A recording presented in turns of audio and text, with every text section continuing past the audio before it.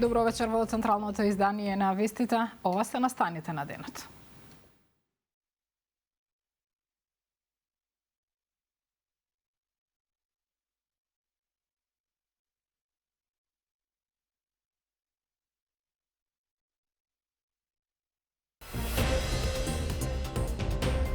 И тројцата екс-градоначалници на Кочани отфрлаат вина за трагедијата. Бидат изнесени многу аргументи и факти кои можеби нема да му се допаднат некому. Обвинетите за Пулс дочекани со транспарент од родителите. 63 не е само број. 63 не е статистика. Владата го реактивира разрешувањето на Коцевски. Процесот би завршил за месец и половина. Ентеробактер во мусаката, Ешерихија коли во намазот, открија анализите на АХВ. Операторот за храна заработи парични казни. По 900 евра во денарска противредност, 600 евра за операторот. Кривична за екс-градоначалникот на Струмица Костадинов за злоупотреба при јавна набавка на електрични автобуси. Тој ги негира наводите. Автомобил летал со 230 км на час. МВР ги стокми и специјализираните возила со камери што ќе ловат погрешно паркирање. И такви пораки ќе почнат да стигнуваат.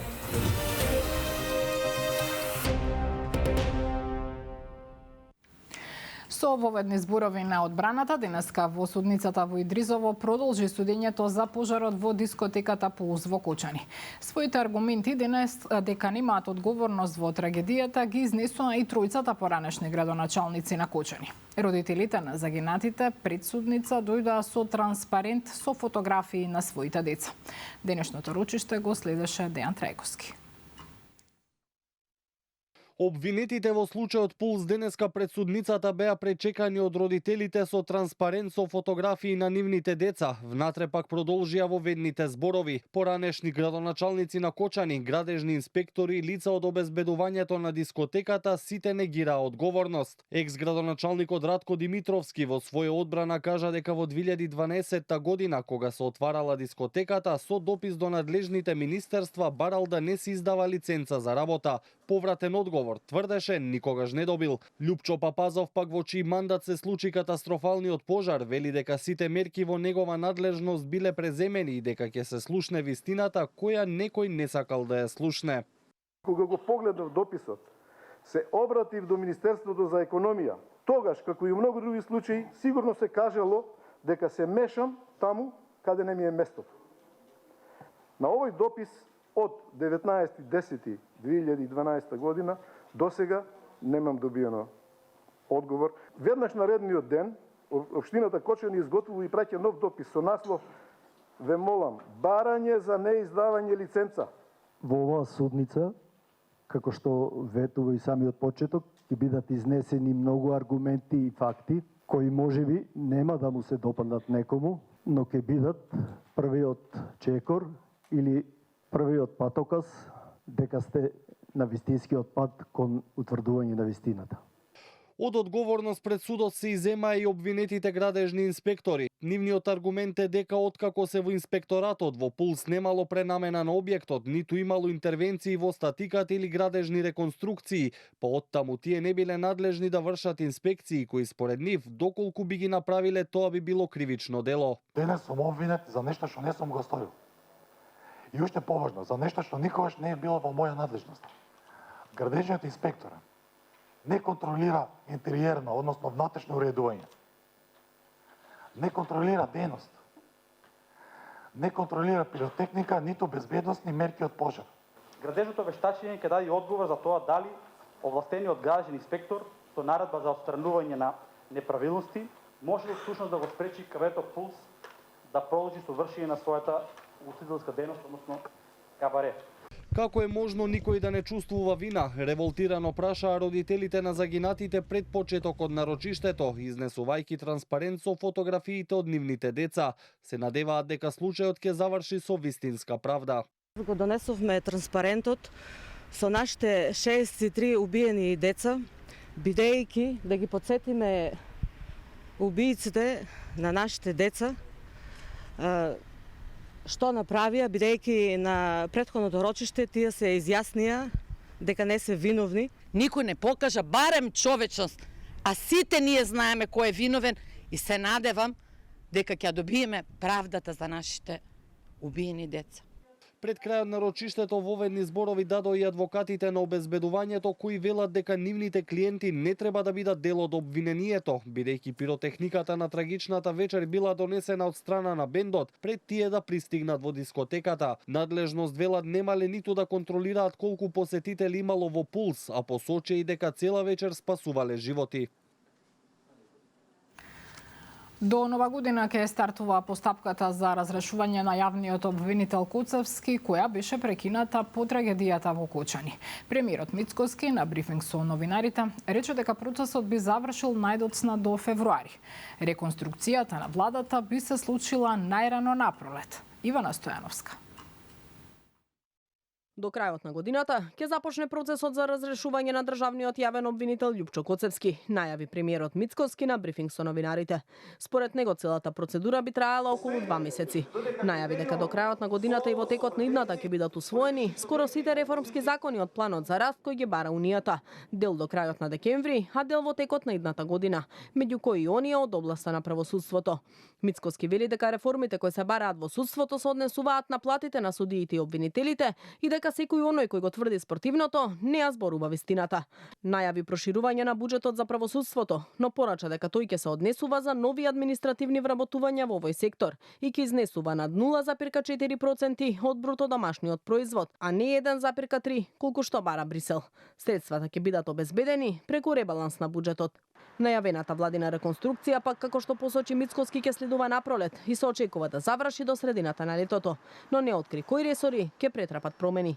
Односите внатре во владината коалиција ги оцени како добри. Нова енергија и освежување ќе има и внатре во партијата, а таа ќе следува по редовниот партиски конгрес закажан за сабота 6 декември. Единствен кандидат за партиски лидер на 18-тиот конгрес на ВМРО ДПМН ќе биде Мицкоски, а тој ќе се одржи под слоганот "Визија што гради држава". На него, освен реизборот на партиски лидер, ќе се бираат и членови на статутарната комисија на партијата, на предлог на новоизбраниот председател.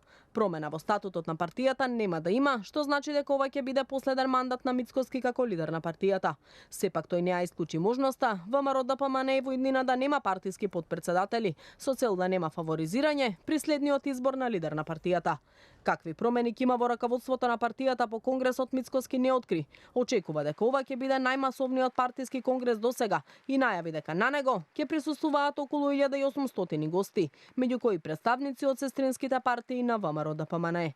Право на глас ќе имаат околу 850 делегати, а ќе биде усвоен документ наречен Стратегија за Македонија 2030. По локалните избори, како што брифираше Мицкоски, партијата спровела и 2 анкети, кои покажале дека ВМРО ДПМН ужива доверба од околу 28% од испитаниците и е во убедливо водство пред сите останати партии. Предстојниот период ќе покажа дали Филипче направил исправен чекор со целосната чистка во партискиот врв. Дел од аналитичарите сметаат дека освен новите кадровски решенија кои ќе се знаат за 2 недели, клучно ќе биде со каква програма ќе настапи СДСМ за да се врати на цврсти темели. Јана Јосифовска. Времето ќе покаже дали опозицијскиот лидер Венко Филипче донел вистинска одлука со длабокиот рез и чистката во врвот на СДСМ, оценуваат дел од аналитичарите. Според Петар Арсовски, потегот на Филипче за длабоко кадровско освежување е оправдан, но прашање е дали ќе биде доволен. Имајќи предвид потребата за катарза и сериозни реформи во СДСМ, вели Арсовски, покрај нови кадровски решенија, на социјалдемократите им е потребно ребрендирање на програмата и организацијата за партијата да се врати на старите патеки. Тоа е нормален политички шлагворд кога една партија се соочува со криза и неопходност од катарза. Само времето ќе покаже дали Филипче направил вистинска одлука со тоа што не поднел оставка, односно дали овие кадровски промени кои ги иницира ќе бидат доволни за ревитализација на нивната политичка понуда или ќе мора да се направат дополнителни чекори. Ваквите порадикални резови се чекор во вистински правец, но сепак тоа е само еден чекор. Бидејќи во партијата реформите кои треба да се направат не се неопходно врзани само за кадровските решенија, туку и за доктрината, односно вкупниот политички производ. За политичкиот аналитичар Благој Атанасовски пак е симптоматично што покрај другите високи партиски функционери оставка не поднел и Филипче како сопствена лична одговорност. Во СДСМ повеќе од потребни се соодветни кадровски решенија за идни функционери, што партијата за нејзино добро мора да ги изнедри, смета тој. Многу пати сум велел дека рибата смрди од главата, народски да се изразам, односно во Македонија ние имаме електорат кој се поистоветува со лидерите и секогаш велам дека персонална одговорноста после таков ужасен катастрофален резултат треба да дојде од лидерот. Примерите со градоначалникот на општина Центар Горан Герасимовски, градоначалничката на Македонска Каменица Сонја Стаменкова и градоначалникот на Крива Паланка Сашо Митовски се примери каде што и самата СДСМ докаже дека доколку најде соодветни кадровски решенија како кандидати за функционери, граѓаните тоа ќе го препознаат, во конкретните случаи го препознале. Кој се ќе се најде на новата листа за врвот на СДСМ и дали ќе има целосно нови имиња или ќе останат некои од досегашните, Филипче ќе одлучува во следниве 2 недели. Тој за Канал 5 изјави дека главниот мотив за големите кадровски промени била новата енергија која според него и е потребна на партијата, а неговите сопартици му дале одврзани раце да го избере новото партиско раководство и извршен одбор до нова година.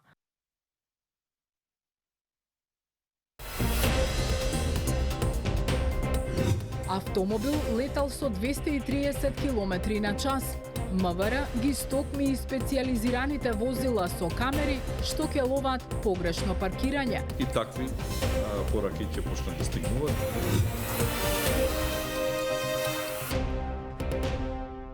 Ентеробактер во мусаката и ешерихија коли во намазот во кујната на Димо Хаџидимов открија анализите на Агенцијата за храна и ветеринарство. Операторот со храна доби 2 парични казни по 900 евра и дополнителна парична казна поради немање соодветни технички услови за работа. Елизабета Дамјановска-Спасеновска.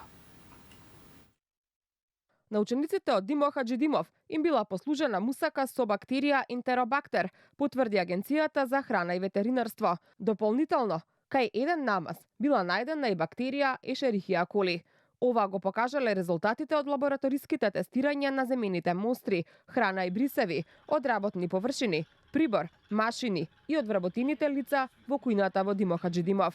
За ова, Агенцијата на операторот со храна му изрекла 2 парични казни по 900 евра и дополнителна од 650 евра поради немање соодветни технички услови за работа, односно топла вода во кујната во Димо Хаџидимов и во уште едно училиште. Со заимените мостри храна од основното училиште Димо Хаџидимов било потврдено дека послужената мусака не ги задоволува микробиолошките критериуми за безбедност, односно утврдено е присуство на бактерија Ентеробактерицијаци.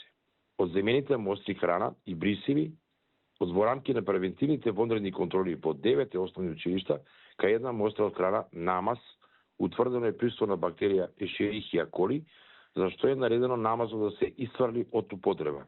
2 од тестираните брисеви биле позитивни, но кај нив е утврдено и присуство на патогени бактерии. На операторот со храна за утврдените недоследности со превентивните вонредни контроли изречени му се 2 парични казни по 900 евра во денарска противвредност, 600 евра за операторот и 300 евра за одговорното лице. Агенцијата за храна и ветеринарство утврдила и дека едно од вработените лица во друго училиште во Карпош не поседува сертификат за завршен курс по хигиена. Денеска повторно биле земени брисеви од работните површини во кујната во Димо Хаџидимов, а на вонредни здравствени санитарни прегледи упатени се и вработените од кујната, која според АХВ ќе остане затворена се до добивање на овие лабораториски наоди со кои треба да се утврди безбедноста. Системот Безбеден град почна да открива нови рекорди. Автомобил летал со 231 км на час кај Скопска обиколница. Додека трае тест периодот. Дел од лимите за Канал 5 ги разјаснува началникот на СВР Скопје Сашо Топаловски. Повеќе од Маја Стојановска. Специализирани полициски возила опремени со камери, кои ќе ги ловат и непрописно паркираните возила наскоро ќе се најдат на скопските улици. Началникот на СВР Скопје Сашо Топаловски за Канал 5 објаснува дека возилата најпрво ќе бидат тестирани и воведени во главниот град и во текот на целиот ден ќе патролираат низ улиците. Записниците за непрописно паркирање исто како и за останатите прекршоци опфатени во системот. Во тест периодот ќе пристигнуваат преку SMS пораки и e-пошта, а по целосно пуштање на Safe City ќе почнат и казните. И такви пораки ќе почнат да стигнуваат, заради тоа што и во периодов наназад кога ги тестиравме, они функционираат. Сега имаме мали недостатоци во делот на знаковите за застанување и запирање, ги проверуваме сообраќајните знаци, дали има знак кај што е тоа обележано дека е забрането. Кога нашиот полициски службеник ќе помине и ќе види дека практично има неколку коли паркирани во низа и истите тие го спречуваат слободниот проток на сообраќај во тој дел од градот или на таа улица, тој тогаш ќе го уклучи системот. Топаловски објаснува дека иако системот Safe City е дизајниран така што ниеден запис не може да биде избришан, казната може да биде повлечена во итни животозагрозувачки ситуации, како во случај кога возач со вклучени 4 предупредувачки светла брза кон најблиската болница да спаси нечи живот. Случајот е потребно да се пријави во МВР во рок од 8 дена, пошто трасата на возачот ќе се проверува. Во една таква постапка, прекршочниот судија ќе поништи таа казна во колку се случува тоа. Секако со снимката од камерите, каде се движело возилото и каде завршило, со неговото признание зашто го тоа направил. Секако тука ќе биде и некоја потврда медицинска која што ќе ја донесе, која што ќе каже. И тоа е исклучок, тоа е случај кој што ќе биде, да речеме, ево да препоставиме дека во Скопје ќе се случува, ево, можеби еднаш дневно. Топаловски најави дека на локациите каде што се поставени камерите ќе бидат поставени и табли кои укажуваат дека просторот е под видеонадзор, а на граничните премини веќе започнало поставувањето на ознаки за присуство на системот во државата. Во меѓувреме граѓаните користат мобилни апликации кои мапираат речиси целата мрежа на Safe City камери и им праќаат известувања неколку стотици метри пред да најдат на некоја од нив. Камерите го уловија и првиот рекордер. Регистрирале возач кој со неверојатни 231 км на час возел на скопската обиколница.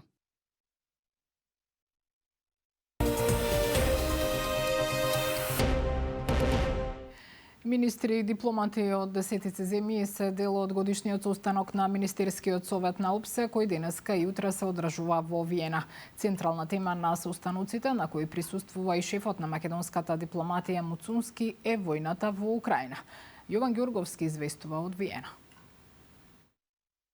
Иако не беше на агендата сепак војната во Украина, но и обидите на американскиот претседател Доналд Трамп да стави крај на таа војна, односно да постигне мировен договор, беа во фокусот на најголемиот дел од обраќањата на шефовите на дипломатии на годишното собрание на ОПСЕ тука во Виена. Главните теми на состанокот на најголемата безбедносна организација за безбедност и сигурност на европско тло беа дека мора да има одговорност за војната, но и дека мора да се почитува меѓународното право. ОПСЕ, инаку како платформа за диалог меѓу Истокот и Западот, единствената организација каде заеднички членуваат и Соединетите Американски држави, но и Русија. Сепак, тие денеска беа представени на пониско ниво тука.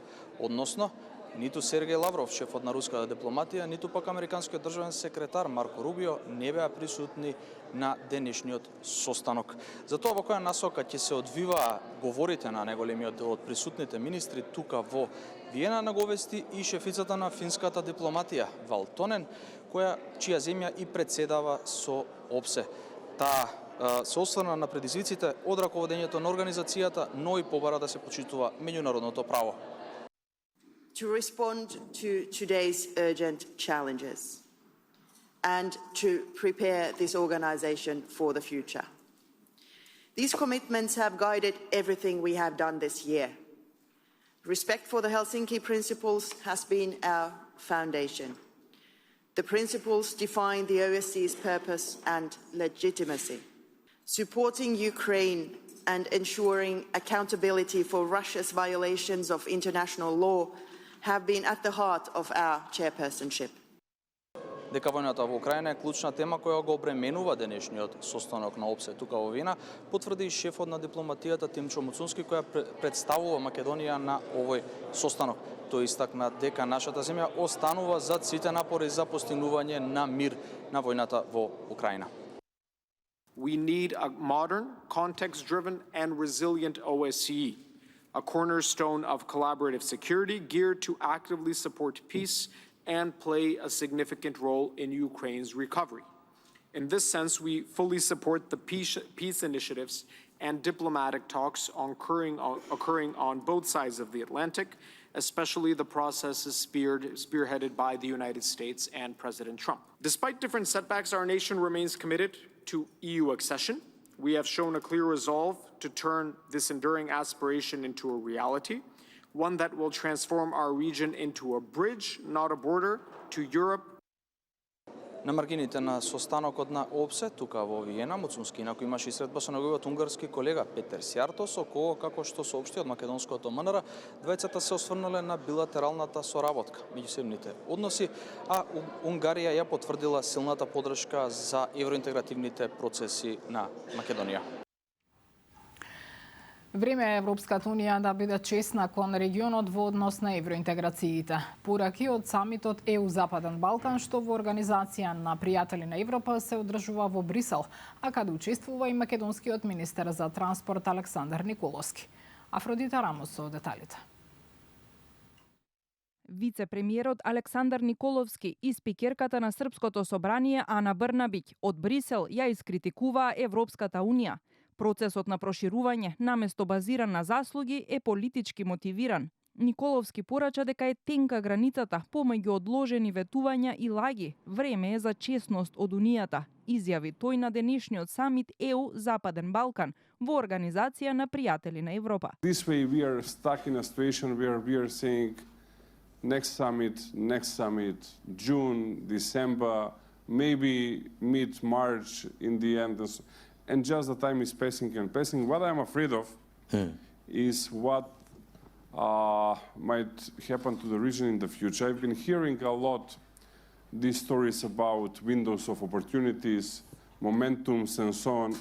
Actually, I hear these sentences since I've been in politics. It is absolutely not a merit-based process, and I kind of feel that to keep insisting on that phrase that it is merit-based has almost became an insult to most of us in the Western Balkans. После нивните говори пак, поранешниот еврокомесар за проширување во периодот 2010-2014, чехот Штефан Филе, остро се спротистави. Доста се жалите, заборавете го минатото и фокусирајте се на моменталните предизвици. Whatever way you could discuss it, whatever time you decide to waste, it is a merit-based and political process, you know, and it's a mixture, whether you like it or whether you hate it. After years of the negotiations, I mean, come on, it's about the time, I mean, to take it. There is finally a commissioner who has an empathy for the region and for what she's doing. Do not miss the opportunity. Do not complain about the past and focus on the future. На острата порака на Филе реагираше модераторот на дискусијата. But you know that it might come across as tone deaf when you just said what you said to those like Alexandra, Anna, etc. Николовски и Брнабиќ посочија дека консензусот во Унијата е главен проблем за Македонија и Србија. Николовски додаде дека чекајќи ја политичката волја на членките на ЕУ, Македонија ќе продолжи со економските реформи и инвестиции во стратешките коридори. Тој најави и средба со неговиот бугарски колега за отварање на нов граничен премин. Кривична пријава против поранешниот градоначалник на Струмица Костадин Костадинов. СВР Струмица го сомничи за злоупотреба на јавна набавка за електрични автобуси вредни околу 6,5 милиони евра. Кривична добија и уште 5 мина. Сања Трајковска, Ставров. Струмичката полиција поднесе кривична пријава против екс-градоначалникот на општина Струмица Костадин Костадинов и уште 5 лица за злоупотреба на постапка за јавна набавка на 10 електрични автобуси за ЈСП Струмица Транспорт во вредност од безмалку 7 милиони евра.